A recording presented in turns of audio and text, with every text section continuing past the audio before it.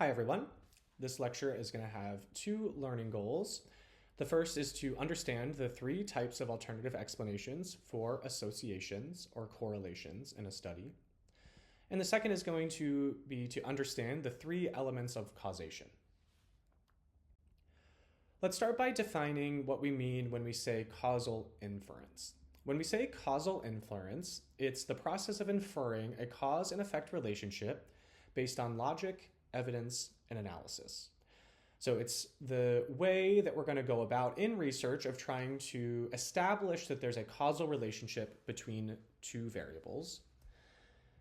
In this case, and in the case we're going to be mostly working with this semester, it's this idea that changing the independent variable is causing change in the dependent variable. We might have predictions or hypotheses about these relationships. In the process of causal inference, is establishing whether or not we have evidence and logic and analyses to back up this causal claim that we're proposing. The important reason that we're really, as researchers, so invested in understanding causation is that understanding causation is going to enable us to intervene in the world, which is really a key goal of social science research. By understanding what makes humans tick, what motivates them, what leads to different outcomes, we can try to intervene and change outcomes in a way that we hope is going to benefit society. So, if we can understand what is the impact of social media on different, maybe negative outcomes like attention problems, we can try to intervene and maybe fix those problems when we understand the causes. So if we know it's time spent on these particular platforms that are causing some problem, I can try to intervene and maybe reduce the amount of time you're spending on those platforms, or maybe change the way that you're engaging with those platforms to reduce that negative outcome. So causation and causal inference being the underlying goal of a lot of the social science research we're doing, because the end goal, the kind of higher hope of a lot of the research we do, is to make positive changes out in the world. Again, let's take this example we've been working with so far this semester, this idea that social media use, our independent variable, might cause an increase in attention problems, our dependent variable. We have our path diagram here depicting this relationship between social media use and attention problems. And I want to articulate this hypothesis in different ways, sort of the underlying logic of what we're saying when we propose this kind of hypothesis. Is that what the researcher is really saying here is that they believe that social media use is causing a change in attention problems. In one sense, that increasing social media use is going to increase attention problems. And the flip side, which is maybe not the way you typically think about these kinds of predictions, is that reducing social media use will reduce attention problems. And kind of understanding if there really is a causal relationship here would be useful for us to understand whether or not we should be intervening in social media use at all if we want to do something about attention problems. Now, when we propose these hypotheses, when we propose these causal relationships, we want to have some kind of underlying logic for why we would think those two things are going together at all. We don't just want to say things like, hey, eating potatoes makes your eyesight better, if we don't have a really good reason to believe that potatoes and eyesight go together. So when we pose these predictions and hypotheses, there should be kind of an underlying logic to them. So it's always good to articulate that logic, and you'll be asked to do so when you're proposing your hypotheses this semester. So in this case, one possible explanation might be that, hey, social media platforms present rapid bursts of content that are constantly shifting and constantly changing, which may make it harder to focus when people are engaged in less exciting or less engaging tasks in other areas of life. So when they move to these slower, less exciting, less constantly changing types of activities, they might struggle to kind of focus on those in the same way that they are able to kind of continue focusing on social media use, because it's always kind of providing something new. So we could imagine somebody might pose this kind of prediction, this hypothesis, and say, well, hey, it's something about the content, it's something about the dopamine burst that you're getting as you're constantly watching this stuff shift and change. And that's going to make it difficult when you're engaging in less exciting, more boring things, maybe like listening to or watching a lecture such as this. Now, one of the main points of this lecture here is that it's going to be really difficult to support causal claims with only correlational findings. If we've only done something like a cross-sectional survey study, it's going to be difficult to really support or establish that we have all the pieces we need to make a causal claim just based on that evidence. And there's three reasons why. Is that basically for any association between an independent variable and a dependent variable, if we see a relationship between those things, somebody could come along and say, hey, I see your association, I see your correlation, but there's three problems with that. That you want to say the IV causes change in the dV, but I can come up with three different explanations that would also explain that same relationship in a way that differs from the causal relationship that you've proposed. And this is going to be a problem if we really think we have found and established a causal relationship. So let's look at each of these three potential alternative explanations one by one. Starting with common cause, the idea of a common cause is that there's some third variable or some confounding variable that is causing changes in both the independent variable and the dependent variable. And it's not actually that there's any relationship, meaningful causal relationship between that IV and the dV.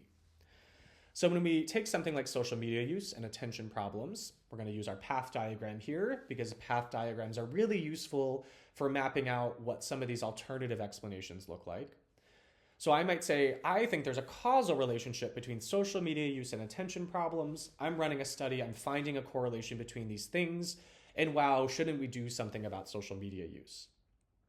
Somebody else might come along and say, hey, I see that you have found this relationship between social media use and attention problems, but I don't think that's a causal relationship. I think there's a common cause that is predicting change in both the IV and dV that you've proposed.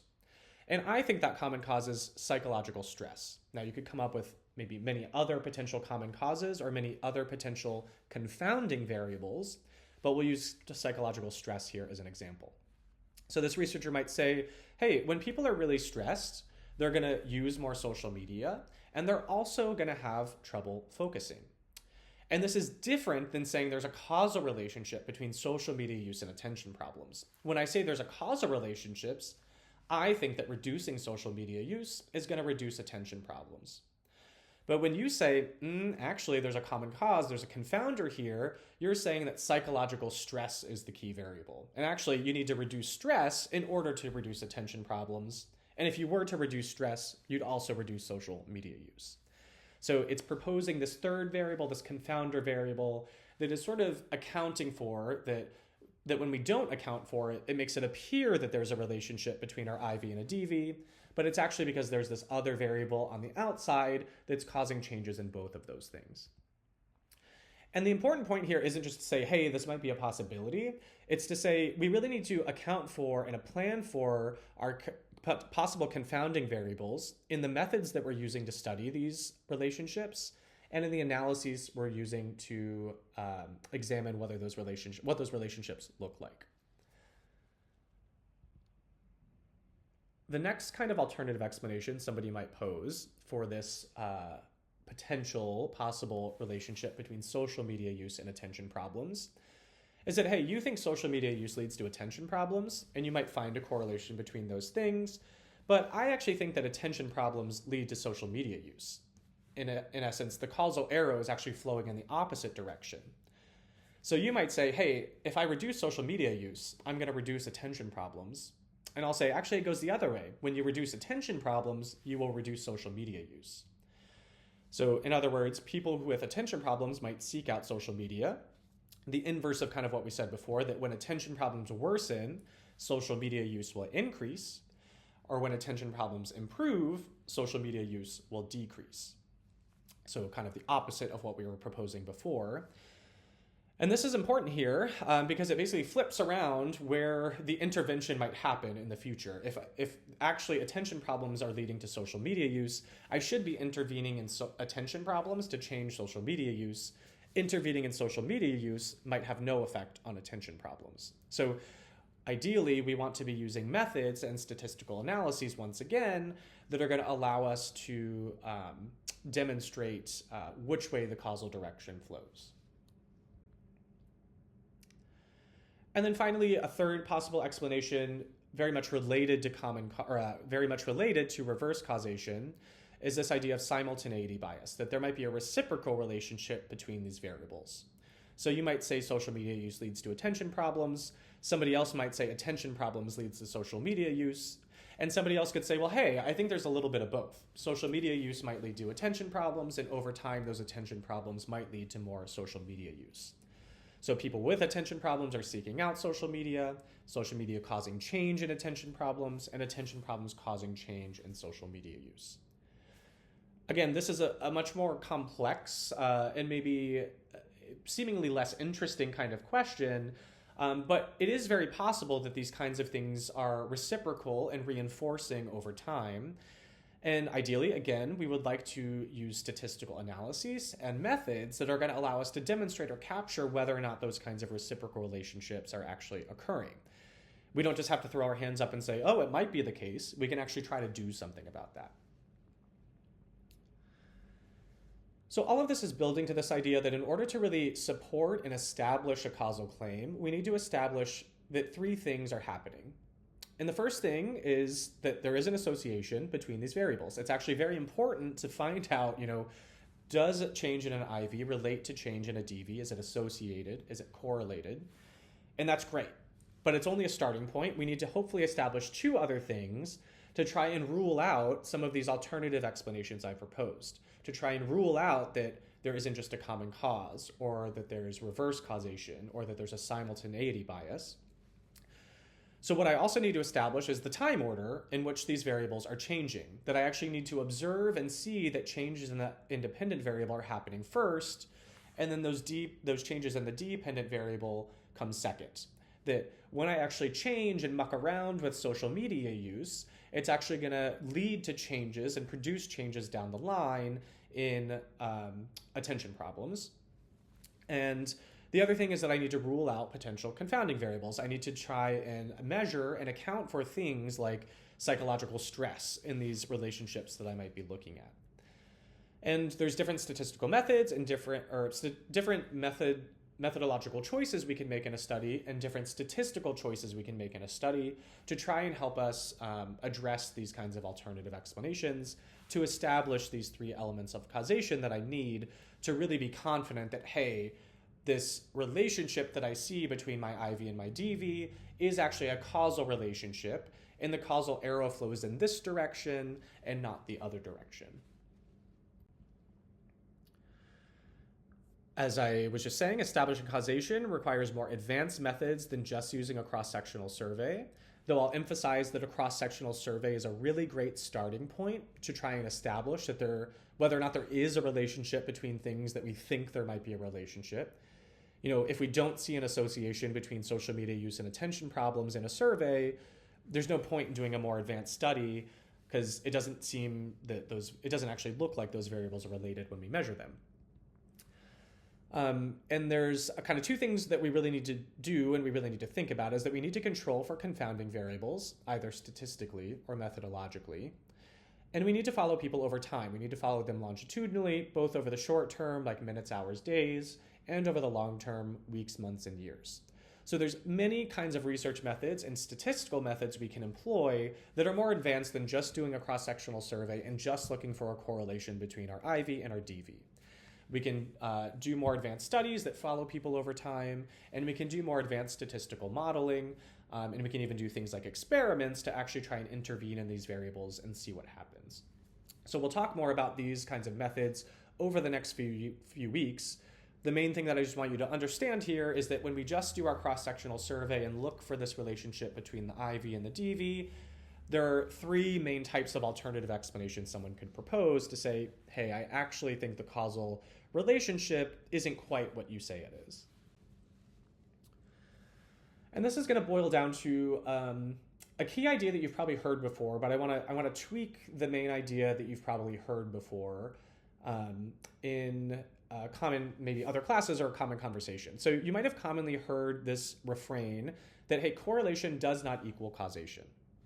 And this is correct, but research has shown that when we say correlation does not equal causation, that it sometimes imparts a misconception about what that means in practice. So it is true that some correlations are ridiculous or implausible. So one that's often refrained in early methods classes or statistics classes in textbooks is that, hey, ice cream sales and shark attacks go together. When we look at correlations between these two variables, we see that as ice cream sales go up, shark attacks also go up. And so somebody could look at that and say, hey, ice cream sales are causally related to shark attacks. And you might say, that's ridiculous. That makes no sense whatsoever. And you'd be very right. There's a very clear third variable, a very clear third confounding variable that's probably related to both of those things. And it's that when the temperature gets hotter, people buy more ice cream. And when it gets hotter, people are more likely to swim in the ocean, and shark attacks are more likely to then occur. So we could say and see, if we actually ran a study, this correlation between ice cream sales and shark attacks, but that would be a ridiculous kind of causal claim to be making. We really don't think those things go together. And so you might say, hey, just because there's a correlation doesn't mean there's causation at the same time. And you're absolutely right to say that. And that we really shouldn't accept correlations as causal evidence when there's no kind of logical evidence there to support it, like this case of ice cream and shark attacks. Again, that's why it's important to kind of propose an underlying logic to the hypotheses that you have, so that, that there's kind of a meaningful through line to the arguments that you're making. But this idea that correlation does not equal causation sometimes leads people to just reject and write off correlations that they don't buy into or don't believe or that they don't want to believe. And that's not what you really should be doing. And so what I'm going to encourage you to say, and the way I'm going to encourage you to think about correlations going forward, is that correlation may or may not equal causation. And this is just a slight change in words, and so you might say, well, doesn't that just say the same things? But what I want to emphasize here is that some correlations are logical and plausible and have kind of an underlying theory to it. So something like social media use and attention problems. And so if I ran a study and found this association between social media use and attention problems, I might say, hey, I see this correlation. There might be a causal relationship here worth investigating. And it's okay for you, as somebody reading that study, to kind of accept plausible correlations as preliminary evidence that there maybe is a causal relationship to be looked at. But we're going to need more research, more advanced methods, more advanced statistics to actually determine whether or not that's the case. But the key point being here is that you shouldn't just kind of hear about a correlation and reject that correlation outright as, hey, correlations don't mean causation, that's meaningless. What you should say is, hey, it could be these other alternative explanations for this correlation. It could go the other way. There could be reverse causation. There could be simultaneity bias. There could be third confounding variables that relate to both of those IV and the DV. But as a first step, this correlation that you've established is actually pretty valuable. That it's one of the three elements that we need in order to establish causation between these things. And so we're going to need more research to actually determine whether or not that's the case. But you should not just reject it because you don't like it. You should kind of have these more advanced, higher level kinds of critiques of that kind of evidence. So I'm going to encourage you, as we move through the class, to move away from this idea of correlation does not equal causation, because it's often leading people to, I think, reject and write off correlations that they don't like to hear about. And instead say, well, hey, correlation may or may not equal causation, but we're going to need some more evidence to know. All right, so again, key learning goals here is to understand the three types of alternative explanations for associations that we see when we run cross-sectional studies. So things like common cause, things like reverse causation, and things like simultaneity bias. And to understand the three elements of causation, that we need to see an association, we need to see a time order, and we need to rule out common causes. We need to rule out confounders. And again, the key underlying piece here being that associations are one of the three things we need to establish a causal claim. And so it's beneficial to do research that looks at those correlations, but we're going to need a bit more than that in our studies, in our statistics, in order to really establish whether a causal relationship is to blame for that association that we see.